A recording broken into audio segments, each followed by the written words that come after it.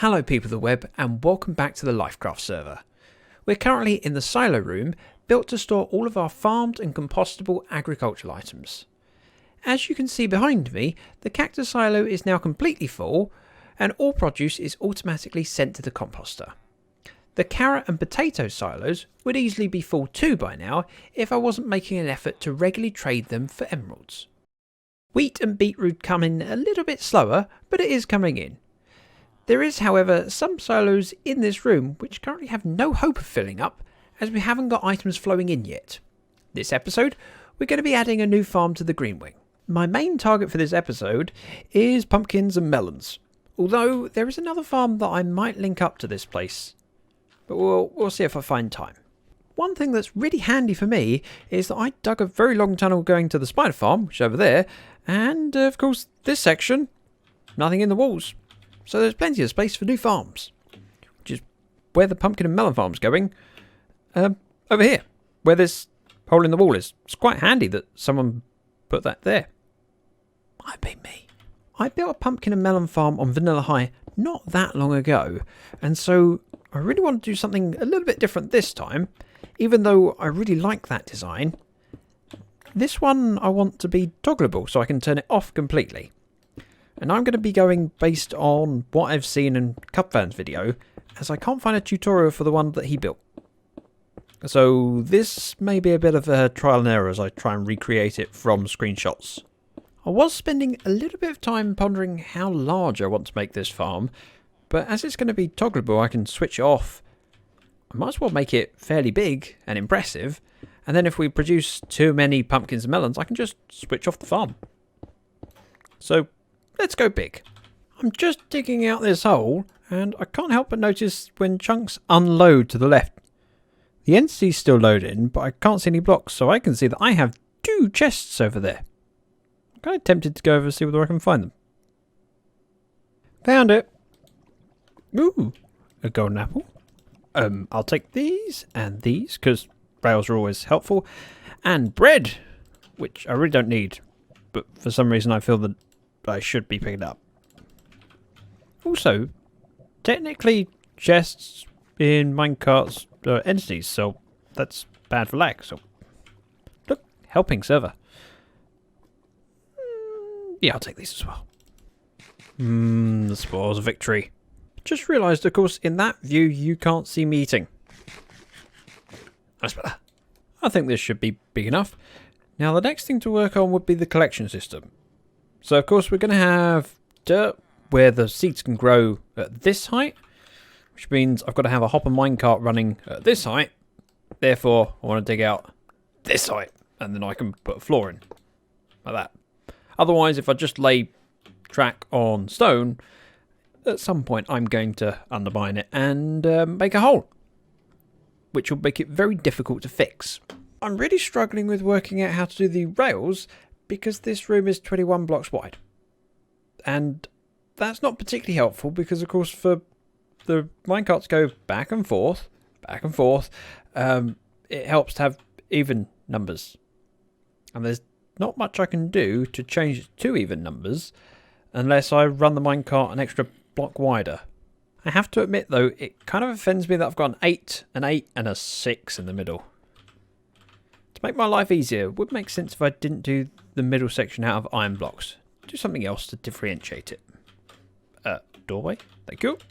Now, I was thinking of doing wool, specifically yellow wool, but I don't have a sunflower, which makes getting yellow dye a little bit of a pain. I have some. I could use up some cactus, and of course the reason I have plenty of wool is because we have a string farm. Actually, technically we have 2 sources of string, because we got the double cave spider spawner, which has some string in it. Far less in there than I was expecting. But we do have another source. A string. That one over there. Yep, plenty in here. Also, while I'm at it, we had any close dust? Still not enough to fill up the filter. Probably got some redstone. Which isn't a lot of redstone, but it does mean that I can do that and get rid of this ugly sign. One day, I have an item in each of these frames. Darn it, I forgot that you need 1 dye per wall block, and my furnace is busy. So, we'll use hushbugs.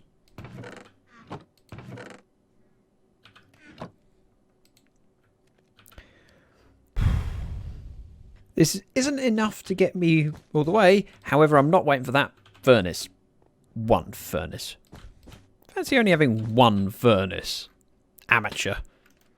One large downside is if you misplace a wall block, you have to mine it. It takes ages to mine wall. Don't make a mistake. Ooh. Oh. Wow. Already run out.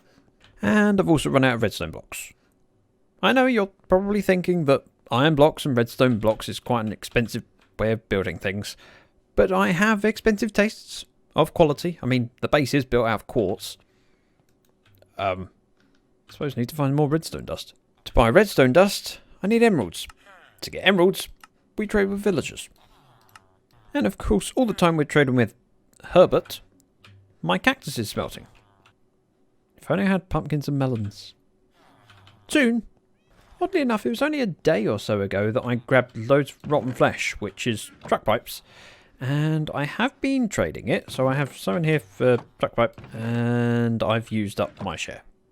Now, I'm not going to trade away this rotten flesh, because I want to get as much redstone for me as I can, which means buying it with my emeralds, not the stuff from the rotten flesh, which would mean I'd have to share it. That didn't get me very far. Oh, refreshed. I was just about to give up, and they refreshed again. I put my redstone away. Might as well do some trading to share with TP. Well, I've finished with my trading. There's a bit of redstone there. Unfortunately, that's all for TP. That's mine. Should be enough, though. And yes, I was just down this tunnel. I started walking back, and so I could go to the nether portal. Remembered that I have an exit now. In theory, I can fly up this way. It hurts, but I can. To spawn. And while I'm here, I might as well just check, see if we had any sales. Nope, didn't think so. I wonder if we sold any bricks. I don't think anyone's in need of bricks at the moment, but no harm in checking. For, ooh, a diamond. I'll take that. 1. That's more than I was expecting. Ugh, rain. Hushbug still got post from Christmas. Truckpipe also has post. Dark oak sign. I have. Nope, no idea. Anyway, that's his cut. And yes, we're going back via the nether for a reason. Because the portal's quite close to Hushbug's apartment, and that's where my cactus is smelting. Got my cactus. Well, not cactus. Cactus green. And I've got my white dye, so... Light wall. Thank you. That'll be enough. It's hideous, isn't it? But should make things easier for me to understand. Which is a good thing. Now just to run all these rails. And an unloading system. I forgot how expensive powered rails were. I was thinking it was 1 gold ingot for 6. Nope.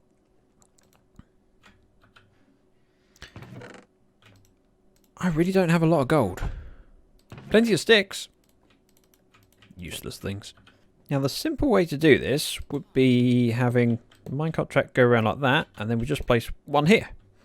So it'll go this way, and as it jumps off this rail, go onto here with momentum to keep going forwards, have an unloading system, unloads, and then goes off and follows around the track. None of this go out, bounce and return stuff.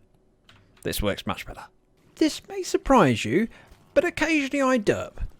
And I just jumped on my camera account to look at the redstone for how I did the unloading system and at what height for the beetroot and wheat farm. Discovered a little bit of a flaw. I need to get down here. Whoops. Well, I can derp more than once in the video. I can fix that. probably. The block I meant to break was this one. There. Yeah. I forgot to put the bit of ice in underneath this sign, so we got items just flowing to that point, then stopping. This is why my wheat and beetroot have been a bit slower to come in. I'd noticed that we didn't have a lot. Oops. Give me packed ice. Packed ice! I'll just pick up these bits here. Now if we can get out of here, it should work much better now. Oops. Now these farmers have been diligently working away farming my crops. And of course, probably quite a lot of their produce has been despawning. Now the reason to check the other droppers was to see the height of the water streams. I have enough height that I can do it downwards, and now this height is perfect to feed into the other item streams. Plus makes my redstone a little bit easier. So all we need now is hopper feeding in like that. One to the side. Powered rail on top. Then I think it's just a comparator reading off of there. I think. I'm just going to check. Yeah, I was remembering it correctly. So I just want to replace this with iron block. One there, so we have a comparator feeding into that block. And then we break the back off here. Put a redstone torch on the back here. Block on top. Repeater feeding into that block. Which means that that rail is always powered unless there's something in this hopper. So while unloading, it will turn off the power, and then once it's finished unloading, it will send a signal to the minecart so it can head off. Simple enough. You may remember that I said I want a way of turning this whole farm off, which means I'm going to have a lever on the wall just the other side of this quartz block that will, when turned on, or off, whichever, it will freeze the minecarts in these positions and power the pistons for above, stopping anything from breaking. So we just need to dig a hole. Then when we see quartz, we stop. One lever on the wall. We're going to turn it on so I can make sure that I've wired it up correctly. Then we'll just shoot round the back. And then we just run our redstone to where we want it to be. And of course the signal strength doesn't quite reach here. It reaches up to this point. So we put a repeater in here. And that powers that block. Which means the torch turns off. And a minecart will not leave. Then we could just continue that off to the next unloading station. While I've got my camera account on, it makes sense to dig my tunnel for where the items are going to go. Which means mouse mode! I'm sure with YouTube compression it's very dark right now, so let me just place this down. Those iron blocks, I'm hoping, for the hopper minecart of the beetroot farm? Wheat farm. Beetroot farm. So, going this way. Yep, this opens up. And this water source is only 5 blocks from the sign, so I can just move it a couple blocks this way. We don't have any issues of things getting caught. Crawl mode is very handy sometimes. Ooh, extreme close up. Look at that pretty face. Well, there's one section of rail done. Now the other two I could do on a live stream, but I don't have enough powered rails. So what I'm going to do is go poke a pig. Because that sounds like a smart idea. I have my Smite 5 sword. And before you say it, yes, there is a gold farm. It's truck pipes, not mine. And he does sell gold, but I'm running a little bit short on diamonds. So I'm going to try it the old-fashioned way. What's the worst that can happen? I'm more than aware of what the worst that can happen is. Just blocking out the thoughts. If this is a church, I'm assuming killing inside it is a bad thing. Oh, okay. Hey, two gold nuggets. Hello, friends. Where are you going? Come back. Wow, quite a few in here. Oh, this isn't too bad. That's the equivalent of 1 ingot, which is 1 rail. And just in case it's relevant, I've killed 132 so far. I know I'm only after zombie pigmen, but there's the skeletons on the roof. Be a shame not to. Hello. Wow, that was quite professional. Oh, apparently he ran away. Where you going? That's rude. I'm busy. Damn. Nope. I want nothing to do with that. So I'm going over here.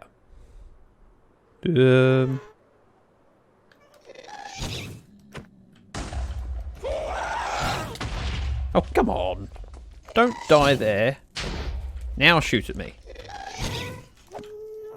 Oh, I missed. Ow, I missed again. Hey! Result. Ghast here? Yep. Kill another ghast. Again, not my intention. He started shooting at me. Oh. Nuggets. Ooh, ingot.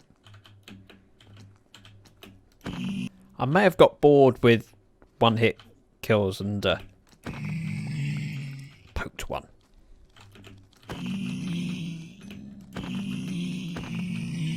Then they come to me. Makes my life easier. And we've got more ghasts shooting at us. Nope. Let's not do that because you're going to break things.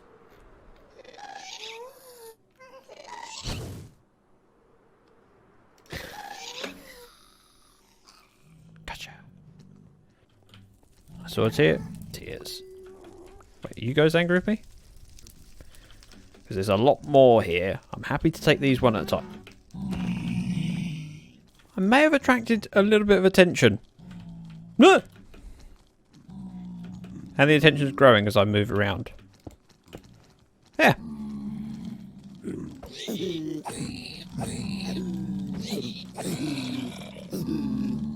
This is fine.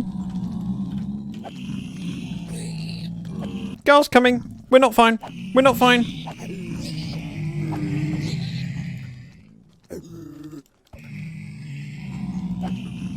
A little bit terrified. There's a baby. No! Don't! This is my gold.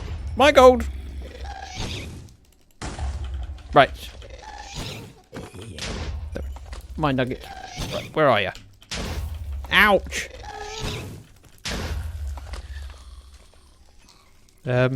More guests? This is fun! I think. Pro tip, if you're ever doing this manually, always kill the child first. Oh. Because if you accidentally aggro one of the others, the children are the ones that get you. They move much faster. Ooh! That's a first. I haven't got as much as I would have liked to get, but that's a nice easy way home, and my inventory is pretty much full. Let's see if this gets us enough powered rails. Oh, wrong way? Yep, this is the way to the hub. Oh, and of course, in case you're curious, some pigmen. 311, what was it, 132 to start? Yeah. Sizable difference. And how much gold have we got? We have 44. That's a bit disappointing. Also, I thought I didn't have a zombie pigman head. Apparently I had one already. While I did sound disappointed about the powered rails, 64 in here, and I think I've got a whole stack in my redstone shocker. Yep, so that's actually plenty enough. We're okay. I've just edited together all the clips from this episode and realised the time. was planning on completing the farm this episode, but spent a little longer putting together redstone, dye, wool, and of course spent time poking pigs. Lots more to do in this build, so I'm going to try and complete it in the next episode. If you enjoyed the video, please click the like button, subscribe if you're new, and I hope to see you back here next episode. Thank you very much for watching. Bye bye now.